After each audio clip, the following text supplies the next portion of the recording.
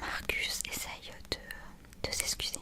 Et plus tard dans le chapitre, on apprend qu'en réalité, Harry est tombé amoureux d'une adolescente de 15 ans lorsqu'il avait la trentaine et que cette adolescente a mystérieusement disparu. La dernière fois qu'on l'a vue, c'était une femme qui avait appelé la police parce qu'elle avait aperçu Nola dans la forêt en train de courir et qui était poursuivie par quelqu'un d'autre. Et après cet événement, il n'y a plus eu aucune nouvelle de Nola Kellergan. On avait fini le chapitre sur Marcus qui rentrait à New York avec toujours son syndrome de la page blanche. Mais un étrange événement fera que Marcus retournera auprès de Harry dans le New Hampshire. Et à présent, je te lis le chapitre 30.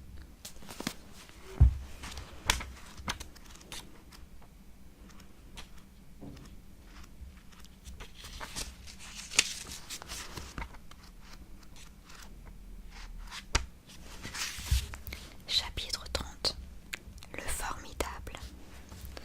Votre chapitre 2 est très important, Marcus. Il doit être incisif, percutant.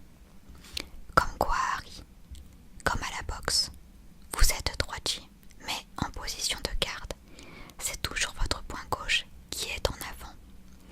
Le premier direct sonne votre adversaire, suivi d'un puissant enchaînement du droit qui l'assomme. C'est ce que devrait être votre chapitre 2. Une droite dans la mâchoire de vos lecteurs.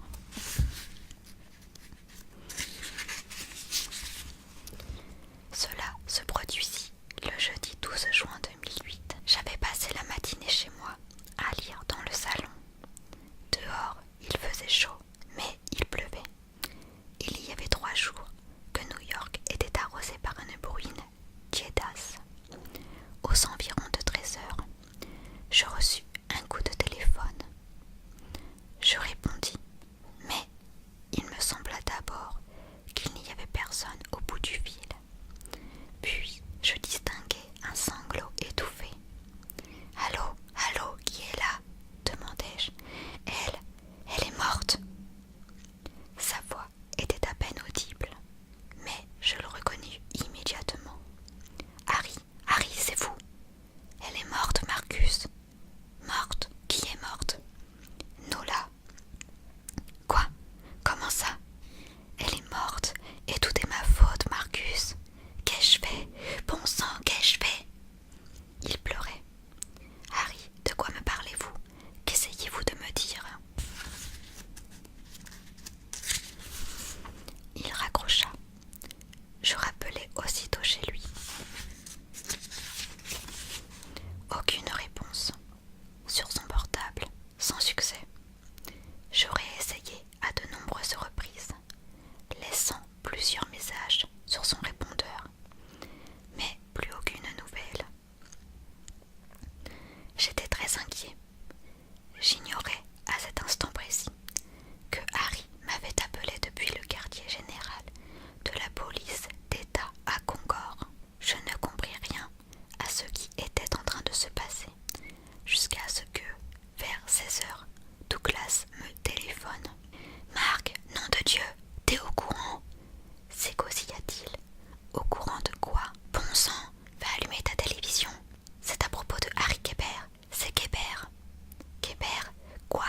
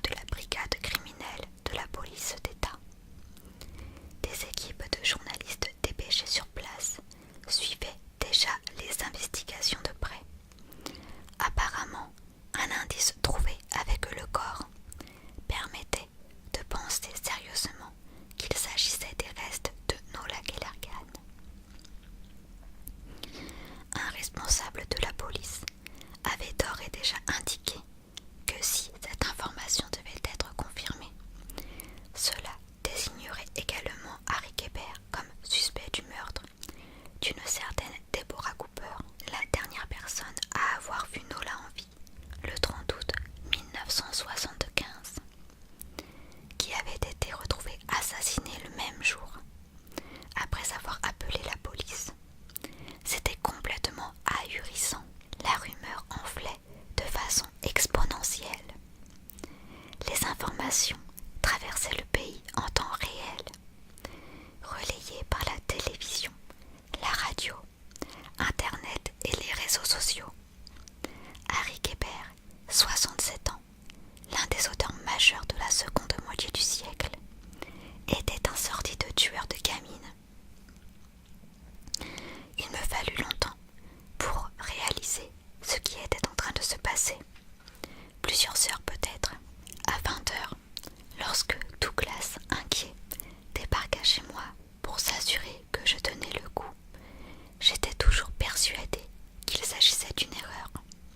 Je lui dis: « Enfin, comment peuvent-ils l'accuser de 2 meurtres alors qu'on n'est même pas certain qu'il s'agisse du corps de cette No-là ? En tous les cas, il y avait un cadavre enterré dans son jardin. Mais pourquoi aurait-il fait creuser à l'endroit où il aurait soi-disant enterré un corps? Ça n'a aucun sens. Il faut que j'y aille. » « Que tu ailles où? Dans le New Hampshire. Je dois aller défendre Harry. » Douglas répondit avec ce bon sens très terre à terre qui caractérise les natifs du Midwest. « Surtout pas, Mark. Ne va pas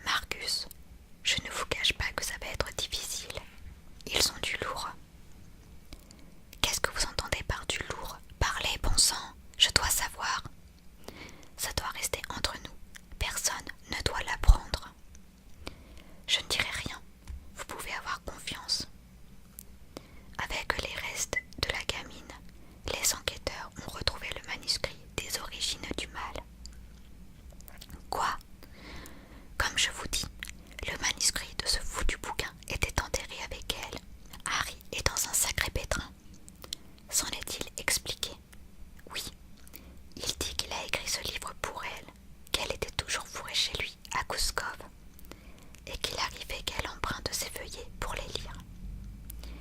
Il dit que, quelques jours avant de disparaître, elle avait pris le manuscrit avec elle. « Quoi ?» m'écriai-je. « Il a écrit ce bouquin pour elle ?» ?»« Oui, il ne faut à aucun prix que cela s'ébruite. Je vous laisse imaginer le scandale si les médias apprenaient que l'un des livres les plus vendus de ces 50 dernières années en Amérique n'est pas le simple récit d'une histoire d'amour, comme tout le monde se l'imagine, mais le fruit d'une relation amoureuse illégale entre un type de 34 ans et une fille de 15. Pensez-vous pouvoir le faire libérer sous caution ? Sous caution ? Vous n'avez pas compris la gravité de la situation, Marcus. Il n'y a pas de liberté sous caution lorsqu'on parle de crime capital. Harry risque une injection létale. D'ici une dizaine de jours, il sera présenté à un grand jury qui décidera de la poursuite des charges et de la tenue d'un procès. Ce n'est souvent qu'une formalité. Il n'y a aucun doute qu'il y aura un procès. Et entre-temps, il devra rester en prison. Mais s'il est innocent, c'est la loi, je vous le répète. La situation est très grave. On l'accuse d'avoir assassiné 2 personnes. Je m'effondrais dans mon canapé. Il fallait que je parle à Harry. Dites-lui de m'appeler, insistai-je auprès de Ross. C'est très important. Je lui ferai le message. Dites-lui que je dois impérativement lui parler et que j'attends son appel. Immédiatement, après avoir raccroché, je ressortis les origines du mal de ma bibliothèque. En première page, il y avait la dédicace du maître. À Marcus, mon plus brillant élève, avec toutes mes amitiés. H.L. Guébert, mai 1999. Je me replongeais dans ce livre que je n'avais plus rouvert depuis des années. C'était une histoire d'amour, mêlant récits et passages épistolaires. L'histoire d'amour d'un homme et d'une femme qui s'aimaient sans avoir vraiment le droit de s'aimer. Ainsi avait-il écrit ce livre pour cette mystérieuse fille dont je ne savais encore rien. Lorsque, au cœur de la nuit, j'eus terminé de le relire, je m'arrêtai longuement sur le titre. Et pour la première fois, je m'interrogeais sur sa signification. Pourquoi les origines du mal? De quel mal Harry parlait-il? Il s'écoula 2 jours pendant lesquels les analyses ADN et les empreintes dentaires confirmèrent que le squelette découvert à Goscov était bien celui de Nola Kellergan. L'examen des ossements permit d'établir qu'il s'agissait d'un enfant d'une 15aine d'années, ce qui indiquait que Nola était morte plus ou moins au moment de sa disparition. Mais surtout, une fracture de l'arrière de son crâne permettait d'affirmer avec certitude, même plus de 30 ans après les faits, que la victime était morte d'au moins un coup qu'elle avait reçu. Nola Kellergan avait été battue à mort. Je n'avais aucune nouvelle de Harry. J'essayais pourtant d'entrer en contact avec lui via la police d'État, la prison ou encore Ross, mais sans succès. Je tournais en rond dans mon appartement. J'étais taraudée par des milliers de questions. J'étais tracassée par son mystérieux appel. À la fin du week-end, n'y tenant plus, je considérais que je n'avais guère d'autre choix que d'aller voir ce qui se passait dans le New Hampshire. À la première heure du lundi 16 juin 2008, je mis mes valises dans le coffre de ma Range Rover et je quittai Manhattan par la Franklin Roosevelt Drive qui longe l'East River. Je vis défiler New York-Harlem, le Bronx, avant de prendre la route I-95 en direction du nord. Ce n'est que lorsque je fus assez enfoncé dans l'état de New York pour ne pas risquer de me laisser convaincre, de renoncer et de rentrer bien sagement chez moi, que je prévins mes parents que j'étais en route pour le Hampshire. Ma mère me dit que j'étais fou. Mais qu'est-ce que tu fabriques, Marquis? Tu vas aller défendre ce criminel barbare? Ce n'est pas un criminel, maman, c'est un ami. Eh bien, tes amis sont des criminels. Papa est à côté de moi. Il dit que tu t'enfuis de New York à cause des livres. Je ne m'enfuis pas. Tu t'enfuis à cause d'une femme alors? Je t'ai dit que je ne m'enfuyais pas. Je n'ai pas de petite amie en ce moment. Quand auras-tu une petite amie? J'ai repensé à cette Natalia que tu nous avais présentée l'an dernier. C'était une gentille Chicks. Pourquoi ne la rappellerais-tu pas? Tu la détestais. Et pourquoi n'écris-tu plus de livres? Tout le monde t'aimait quand tu étais un grand écrivain. Je suis toujours un écrivain. Rentre à la maison. Je te ferai des bons hot dogs et de la tarte aux pommes chaudes, avec une boule de glace vanille que tu pourras laisser fondre dessus.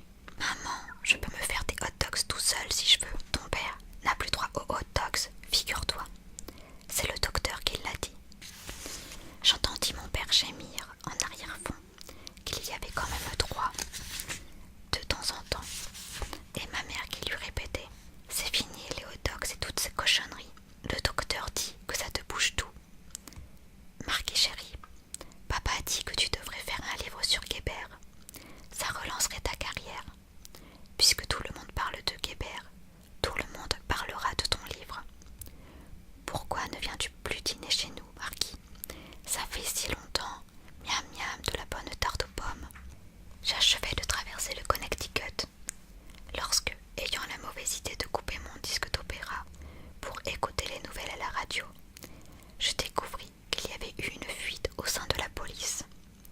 Les médias avaient été informés de la découverte du manuscrit des Origines du mal, avec les restes de Nola Kellergan, et que Harry avait reconnu s'être inspiré de sa relation avec elle pour l'écrire. En une matinée, ces nouveaux rebondissements avaient déjà eu le temps de faire le tour du pays. Dans les shops d'une station-service où je fis le plein, peu après Toland, je retrouvai le pompiste scotché devant un écran de télévision, relatant en boucle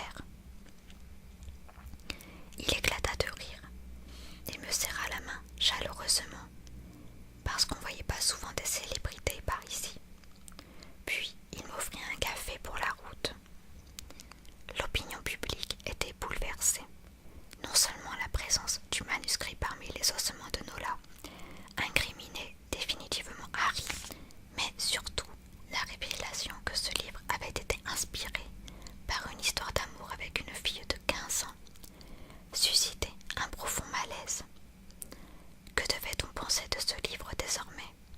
L'Amérique avait-elle plébiscité un maniaque en élevant Harry au rang d'écrivain vedette?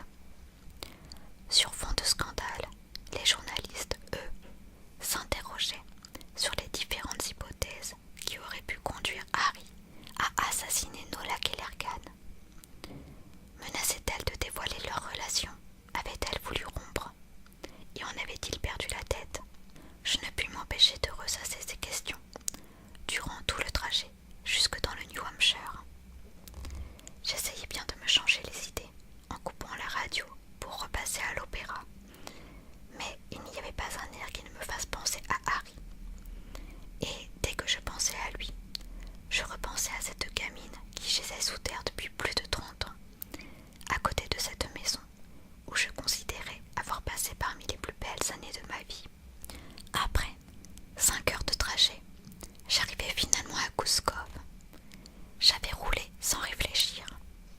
Pourquoi venir ici plutôt qu'à Concorde, trouver Harry et Ross? Des camionnettes de transmission satellite étaient garées sur le bas-côté, le long de la route 1, tandis qu'au croisement avec le petit chemin de gravier qui menait à la maison, des journalistes faisaient le pied de grue, intervenant en direct sur des chaînes de télévision. Au moment où je voulus bifurquer, tous se ruèrent autour de ma voiture, bloquant le passage pour voir qui arrivait. L'un d'eux me reconnut et s'exclama: « Hé, cet écrivain, c'est Marcus Coleman !» La nuée redoubla d'agitation. Des objectifs de caméra et d'appareils photo se collèrent à mes vitres, et j'entendis qu'on me hurlait toutes sortes de questions. Pensez-vous que Harry Kéber ait tué cette fille? Saviez-vous qu'il avait écrit les origines du mal pour elle? Ce livre doit-il être retiré de la vente? Je ne voulais faire aucune déclaration. Je gardais mes fenêtres fermées et mes lunettes de soleil sur les yeux. Des agents de la police d'Aurora, présents sur les lieux pour canaliser le flot de journalistes et de curieux, parvinrent à me frayer un passage, et je pus disparaître sur le chemin, à l'abri des bosquets de murs et des grands pins. J'entendis encore quelques journalistes me crier: « Monsieur Coleman, pourquoi venez-vous à Aurora? Que faites-vous chez Harry Kéber? Monsieur Coleman, pourquoi êtes-vous là ?» Pourquoi j'étais là? Parce que c'était Harry, et qu'il était probablement mon meilleur ami, car, aussi étonnant que cela pût paraître, et je ne le réalisais moi-même qu'à ce moment-là, Harry était l'ami le plus précieux que j'avais. Durant mes années de lycée et d'université, j'avais été incapable de nouer des relations étroites avec des amis de mon âge, de ceux qu'on garde pour toujours. Dans ma vie, je n'avais que Harry, et étrangement, il n'était pas question pour moi de savoir s'il était coupable ou non de ce dont on l'accusait. La réponse ne changeait rien à l'amitié profonde que je lui portais. C'était un sentiment étrange. Je crois que j'aurais aimé le haïr et lui cracher au visage avec toute la nation. Ça aurait été plus simple. Mais cette affaire n'affectait en rien les sentiments que je lui portais. Au pire, me disais-je simplement, il est un homme, et les hommes ont des démons. Tout le monde a des démons. La question est simplement de savoir jusqu'où ces démons restent tolérables. Je me garai sur le parking de gravier, à côté de la marquise. Sa corvette rouge était là. Devant la petite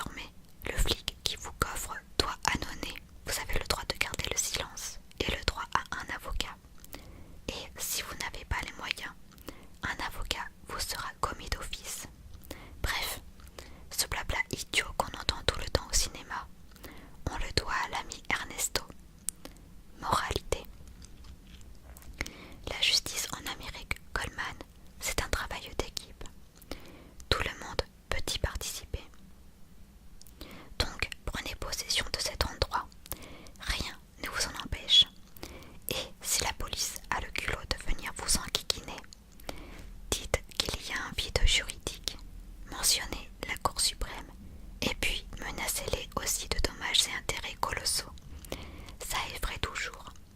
Par contre, je n'ai pas les clés de la maison. Je sortis un jeu de ma poche. Harry me l'avait confié à l'époque, dis-je. Coleman, vous êtes un magicien.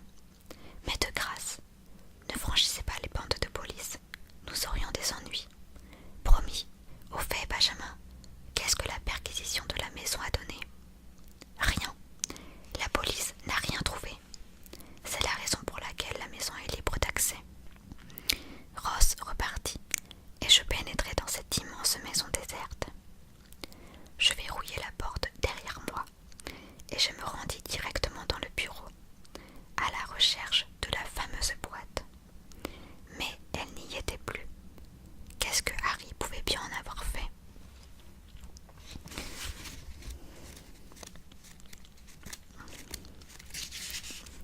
Je voulais absolument mettre la main dessus, et je me mis à fouiller les bibliothèques du bureau et du salon, en vain. Je décidai alors d'inspecter chaque pièce de la maison, à la recherche du moindre élément qui pourrait m'aider à comprendre ce qui s'était passé ici en 1975. Était-ce dans l'une de ces pièces que Nola Kellergan avait été assassinée? Je finis par trouver quelques albums de photos que je n'avais jamais vus ou jamais remarqués. J'en ouvris un au hasard et je découvris à l'intérieur des clichés de Harry et moi à l'époque de l'université. Dans les salles de cours, dans la salle de boxe, sur le campus, dans ce dîner où nous nous retrouvions souvent. Il y avait même des images de la remise de mon diplôme. L'album suivant était rempli de coupures de presse à propos de moi et de mon livre. Certains passages étaient entourés en rouge ou surlignés. Je réalisais à cet instant que Harry avait depuis toujours suivi mon parcours avec beaucoup d'intention, conservant religieusement tout ce qui pouvait s'y rapporter. Je trouvais même un extrait d'un journal de Montclair qui remontait à 1 an et demi et qui retraçait la cérémonie organisée en mon honneur au lycée de Felton. Comment s'était-il procuré cet article? Je me souvenais bien de ce jour. C'était peu avant Noël 2006. Mon premier roman avait dépassé le 1 million d'exemplaires vendus et le proviseur du lycée de Felton, où j'avais fait mes études secondaires, emporté par l'effervescence de mon succès, avait décidé de me rendre un hommage qu'il jugeait mérité. L'inauguration avait eu lieu en grande pompe un samedi après-midi dans le hall principal du lycée, devant un parterre choisi d'élèves, d'anciens élèves et de quelques journalistes locaux. Tout ce beau monde avait été entassé sur des chaises pliables face à un grand drap que le proviseur avait fait tomber après un discours triomphal, dévoilant une grande armoire en verre ornée de l'inscription en hommage à Marcus P. Coleman, dit le formidable, élève de ce lycée de 1994 à 1998, et à l'intérieur de laquelle avait été disposé un exemplaire de mon roman, mes anciens bulletins de notes, quelques photographies, mon maillot de joueur de crosse et celui de l'équipe de course à pied. Je souris en relisant l'article. Mon passage au lycée de Felton Heights, petit établissement très tranquille du nord de Montclair et peuplé d'adolescents calmes, avait marqué les mémoires au point que mes camarades et mes professeurs m'avaient surnommé le formidable. Mais en ce jour de décembre 2006, ce que tous ignoraient au moment d'applaudir cette vitrine à ma gloire, c'est que je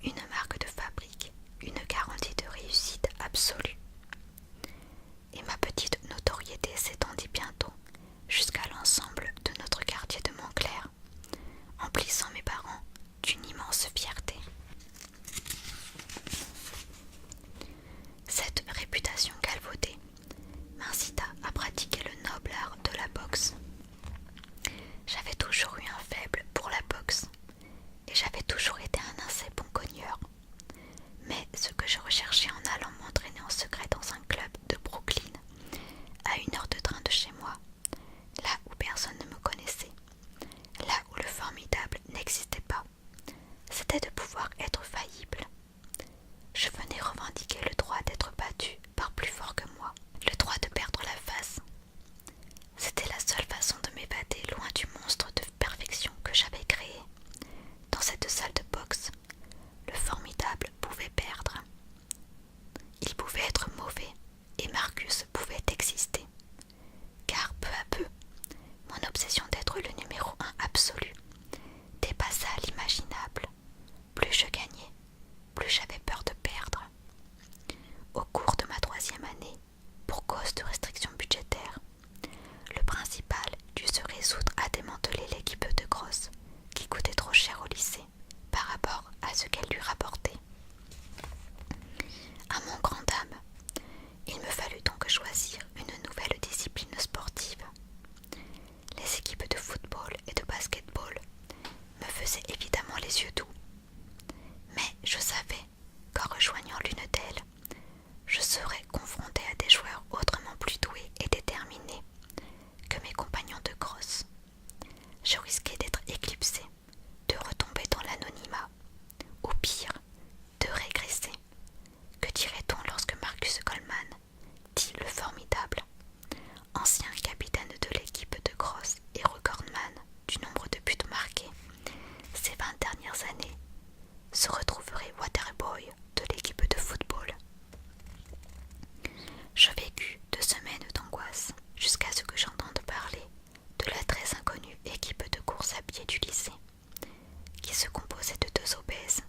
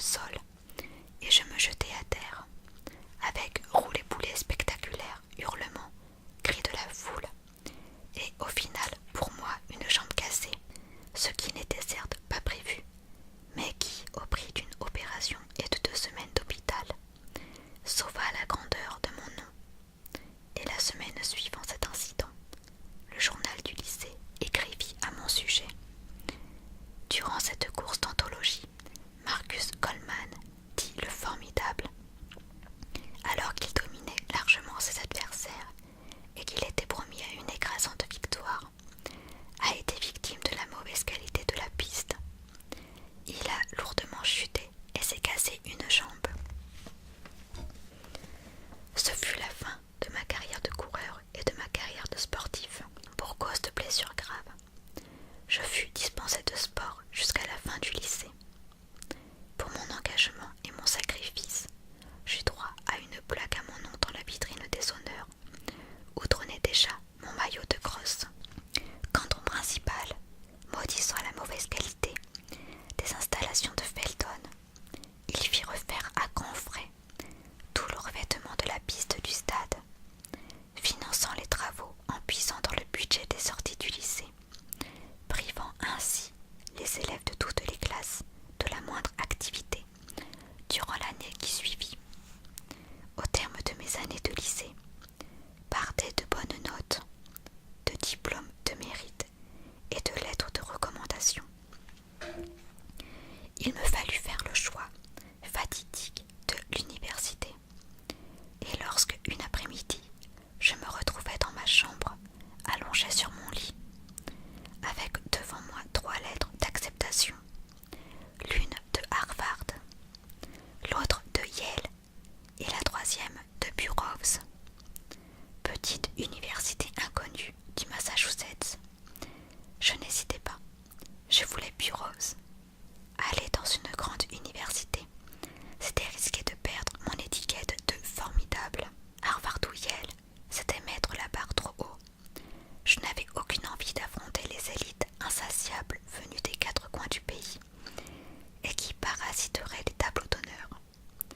Les tableaux d'honneur de Burroughs me semblaient beaucoup plus accessibles. Le formidable ne voulait pas se brûler les ailes. Le formidable voulait rester le formidable. Burroughs, c'était parfait. Un campus modeste où j'aurais la certitude de briller. Je n'eus pas la peine à convaincre mes parents que le département de lettres de Burroughs était en tout point supérieur à celui de Harvard et de Yale. Et voici comment, à l'automne 1998, je débarquai de Montclair dans cette petite ville industrielle du Massachusetts où j'allais faire la rencontre de Harry Kéber. En début de soirée, alors que j'étais toujours sur la terrasse à regarder les albums et à ressasser les souvenirs, je reçus un appel de Douglas, catastrophé. « Marcus, nom de Dieu, je ne peux pas croire que tu sois allé dans le New Hampshire sans m'en avertir. J'ai reçu des appels de journalistes me demandant ce que tu faisais là-bas. Et je n'étais même pas au courant. J'ai dû allumer ma télévision pour l'apprendre. Rentre à New York. Rentre pendant qu'il en est temps. Cette histoire va te dépasser complètement. Tire-toi de ce bled à la première heure demain et rentre à New York. Kéber a un excellent avocat. Laisse-le faire son travail et concentre-toi sur ton livre.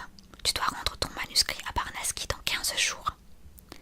Harry a besoin d'un ami à ses côtés, dis-je. Il y eut un silence, et Douglas murmura, comme s'il ne réalisait que maintenant ce qui lui échappait depuis des mois. « Tu n'as pas de livre, hein? On est à 2 semaines du délai de Barnaski, et tu n'as pas été foutu d'écrire ce putain de livre. C'est ça, Marc. Est-ce que tu vas aider un ami ou est-ce que tu fuis New York? La ferme, Doug. » Il y eut un autre long silence. « Marc, dis-moi que tu as une idée en tête. Dis-moi que tu as un plan et qu'il y a une bonne raison pour que tu ailles dans le New Hampshire. Une bonne raison. L'amitié, n'est-ce pas suffisant? Mais bon sang, qu'est-ce que tu lui dois à Harry pour aller là-bas? Tout, absolument tout. Comment ça, tout? C'est compliqué, Douglas. Marcus, qu'est-ce que tu essaies de me dire? Bon sang. Doug, il y a un épisode de ma vie que je ne t'ai jamais raconté. Au sortir de mes années de lycée, j'aurais certainement pu mal tourner, et puis j'ai rencontré Harry. Il m'a en quelque sorte sauvé la vie. J'ai une dette envers lui. Sans lui, je ne serais jamais devenu l'écrivain que je suis devenu. Ça s'est passé à Burroughs, Massachusetts, en 1998. Je lui dois